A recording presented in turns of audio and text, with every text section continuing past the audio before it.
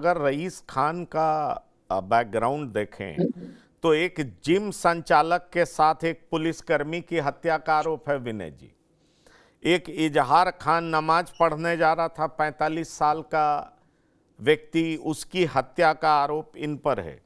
ये कोर्ट में आत्मसमर्पण करते हैं और इनकी लड़ाई ओसामा से है, शाहबुद्दीन से है। इनके पिता कमरुद्दीन थे जिनको अगवा करने का आरोप शाहबुद्दीन और उनके लोगों पर लगा था। सवाल ये उठता है कि इस तरह के लोगों को एलजेपीआर संरक्षण दे करके क्या साबित करना चाहती है? मतलब एलजेपीआर को लगने लगा है कि अब हम सत्ता में आ चुके हैं, लोकसभा में हमारे 5 एमपी जीत चुके हैं, अब हमारे पास ऐसे ऐसे दबंग लोग चाहिए तभी हम विधानसभा की ज्यादा से ज्यादा टिकट पर चुनाव जीत सकते हैं। मतलब यही उनका बिहार फर्स्ट, बिहारी फर्स्ट का विजन है। देखिए पंकज जी, खान ब्रदर्स की जो चर्चा होती है तो ये शब्द जो प्रयोग में लाया जाता था पहले, वो था सलमान खान, अरबाज खान और सोहेल खान के लिए। ये बॉलीवुड के सितारे थे, इनके लिए खान ब्रदर्स की चर्चा होती थी। लेकिन सीवान की जब चर्चा होती है तो वहां अयूब खान और रईस खान, अयूब खान उनके बड़े भाई हैं जबकि रईस खान उनके छोटे भाई हैं। रईस खान एमएलसी का भी चुनाव लड़ चुके हैं और जी जैसा कि आप बता ही रहे हैं कि इनका बैकग्राउंड हर किसी को मालूम है, क्योंकि शाहबुद्दीन से टक्कर लेना आम बात नहीं था। शाहबुद्दीन का जब हनक था, जब उनका दौर था तो समझ बहुत कम लोग उनसे टक्कर ले पाए, लेकिन उस परिवार से टक्कर लेने वालों में रईस खान रहे हैं। तो वहां एक दिलचस्प लड़ाई कर सकते हैं, आने वाले चुनाव में देखने को मिल सकता है। हालांकि अब उनको टिकट मिलेगा नहीं मिलेगा ये भी अभी कहना मुश्किल है, क्योंकि अभी तो सीट का कोई बंटवारा हुआ नहीं, लोजपा को कौन सी सीटें मिलेंगी। लेकिन निश्चित रूप से ये जो दोनों भाई आए हैं तो उधर एक दावेदारी लोजपा की सीट की भी बढ़ गई। अब मुझे लगता है कि इस समय जो चिराग पासवान की पहली प्राथमिकता है वो है हर क्षेत्र में मजबूत लोगों को पार्टी से जोड़ना और पार्टी के संगठन को विस्तार करना, जिसके चलते जब सीट बार्गेनिंग की स्थिति आएगी तो वो बताएंगे इस क्षेत्र से मेरे ये मजबूत कैंडिडेट है। और हर तरफ उनकी यही तैयारी चल रही है और हर जगह अपने जो मजबूत कार्यकर्ता है उनको ये निर्देश भी दे रहे हैं रैली सभा सम्मेलन करने के लिए। तो आप देखिएगा कि 26 जनवरी के बाद ये कार्यक्रम और बढ़ेगा। हर तरफ वो अपना रैली करेंगे, हर तरफ कार्यक्रम करेंगे और अपनी उपस्थिति का एहसास करेंगे, जिससे ज्यादा से ज्यादा सीटें बार्गेनिंग में, चूंकि एनडीए में सीट के लिए बहुत तानातानी की स्थिति रही। 5 पार्टियां हैं और 243 सीट। अब इसमें है कि बीजेपी और जदयू तो 100 से कम सीट लड़ना नहीं चाहेगी, तो यहाँ मामला फंसेगा आने वाले समय में। तो उसी चीज को ध्यान में रखते हुए चिराग पासवान अपने संगठन को मजबूत करने पर ध्यान दे रहे हैं और उसी में इस तरह के भी लोग आ रहे हैं। बाहुबली है और कह रहे थे कि बाघ और बकरी कौन है, तो भाई जहानाबाद का सांसद बता दें सुरेंद्र यादव क्या है, किस तरह के लोग हैं, उनको आज भी लोग किस रूप में देखते हैं। तो आज भी समाज में ऐसे लोग हैं जिनको लोग कहते हैं भाई ये बड़ा सीधा आदमी है, ये गौ है, और ये है भाई बाहुबली, इससे सब लोग डरता है। समाज में आज भी ऐसे लोग विराजमान हैं, समाज में आज भी ऐसे लोग हैं। हम लोग ऐसे भी पॉलिटिशियन को जानते हैं जो बिना बॉडीगार्ड के चलते हैं। आज भी उनको रिक्शा चलते आप मिल जाएंगे कि रिक्शा पर चढ़ के जा रहे हैं, और ऐसे लोग भी हैं जो 3-4 गाड़ी से चलते हैं, लॉ लश्कर नहीं, पर इसमें एक कैच है विनय जी। कैच ये है कि ये जेडीयू में थे और जेडीयू से इनका मोह भंग हो गया, तो एलजेपीआर में इसलिए गए होंगे ना क्योंकि इनको लग रहा होगा कि टिकट मिलना आसान है।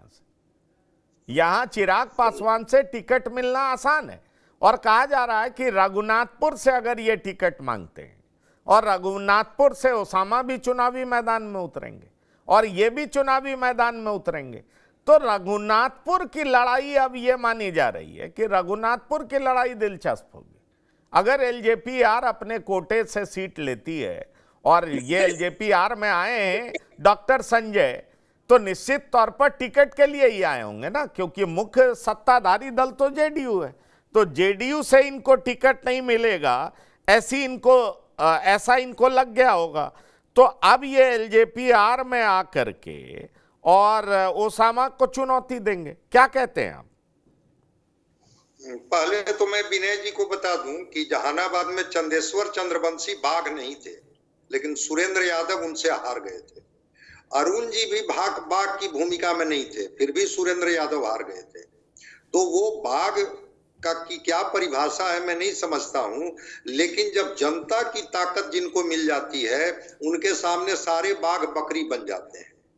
अब ये दोनों बंधुओं को शामिल कराने के बाद चिराग जी ने कहा कि रामविलास पासवान जी के सपने पूरे होंगे इनके आने के बाद। बिल्कुल उनके सपने पूरे होंगे। फिर उन्होंने कहा कि जो बिहारी फर्स्ट और जो बिहार फर्स्ट का मेरा नारा है वह भी आकार लेगा, बिल्कुल आकार लेगा। तो मैं मानता हूं कि अगर जिताऊ कैंडिडेट चाहिए, विनिएबल कैंडिडेट चाहिए, तो फिर इसमें फिर कोई ऐसी बात नहीं हो कि कौन किस पृष्ठभूमि से आ रहे हैं, और जिस पृष्ठभूमि से आ रहे हैं हमको लेना है, चूंकि हमको इतनी सीटें जीतनी है, फिर वहां पर पार्टियां स्वतंत्र हैं। तो अगर रामविलास पासवान जी के सपने पूरे करने के लिए अगर ये इनको शामिल कराया गया है, तो फिर उस पर कहीं कोई विमर्श की बात ही नहीं है कि ठीक है वो सपने उनके पूरे हो जाएंगे। लेकिन मैं मानता हूं कि एक अदावत रही है, और राजनीति में फिर मैं कह रहा हूं पार्टियां डेमोक्रेसी में स्वतंत्र है, लेकिन पार्टी से भी बड़ी गलती मैं जनता का मानता हूं कि भाई पार्टी ऐसे उम्मीदवार देती है ना, जिताती तो जनता ही है। हर जाति के लोग, हर समुदाय के लोग इस तरह के लोगों का कोई और भी बड़ा महिमा मंडन करते हैं, और महिमा मंडन कर करके और ऐसा माहौल बनाते हैं कि वो चुनाव जीत करके वो चले जाते हैं। तो डेमोक्रेसी के लिए ये अच्छा संकेत नहीं है। हाँ, जिताऊ कैंडिडेट चाहिए, और उसी जिताऊ कैंडिडेट के आधार पर आपके विधायकों की संख्या तय होगी, आपकी ताकत तय होगी, सरकार में आपकी भागीदारी होगी, उसके लिए तो बिल्कुल सही है। और बिल्कुल कहीं पाक साफ नहीं है। ऐसा नहीं है कि हम लोग चिराग जी को ग्रिल कर रहे हैं, सारी पार्टियां ऐसी करती हैं, ऐसा नहीं है भाई। अभी बाई इलेक्शन हुआ था ना, सुनील पांडे के बेटे को भारतीय जनता पार्टी ने टिकट दिया। पिता कौन है उनके, जो विशाल प्रसाद जीत करके आए हैं, जो बार बार क्लिपिंग में दिख रहे हैं, सबको पता है। उल्लास पांडे अभी कहाँ है। तो अब पार्टियों में अब इस तरह की कोई बात नहीं रह गई है कि किसकी पृष्ठभूमि कौन है, कहां से आ रहे हैं। लेकिन फिर मैं कह रहा हूं कि जनता की जब ताकत होती है ना, तो मैंने देखा है बड़े बड़े पहलवानों को किनारे होते हुए, और बहुत सामान्य आदमी निकलता है और जाकर के, और मैं एक उदाहरण अभी बता देता हूं कि अभी बाई इलेक्शन में बंशीधर ब्रजवासी एमएलसी हुए हैं, जिसके बारे में कहा जाता है कि न उन्होंने खर्चा किया, न उनकी कोई चर्चा थी, बिना चर्चा और खर्चा के एमएलसी बन करके चले आए, और बड़ी बड़ी पार्टियों के तो पैसे ही किनारे रह गए, कुछ नहीं कर पाए। तो जनता की ताकत है, बिल्कुल आए हैं इनकी पार्टी में, तो किस लिए आए? वो चांदी का मुकुट और तलवार जो चिराग जी को भेंट कर रहे हैं, उनका है कि चुनाव ही लड़ने के लिए ना। तो अगर उनको टिकट मिलेगा, चुनाव लड़ेंगे, सीट जीत करके आते हैं, निश्चित रूप से इनके हाथ मजबूत होंगे।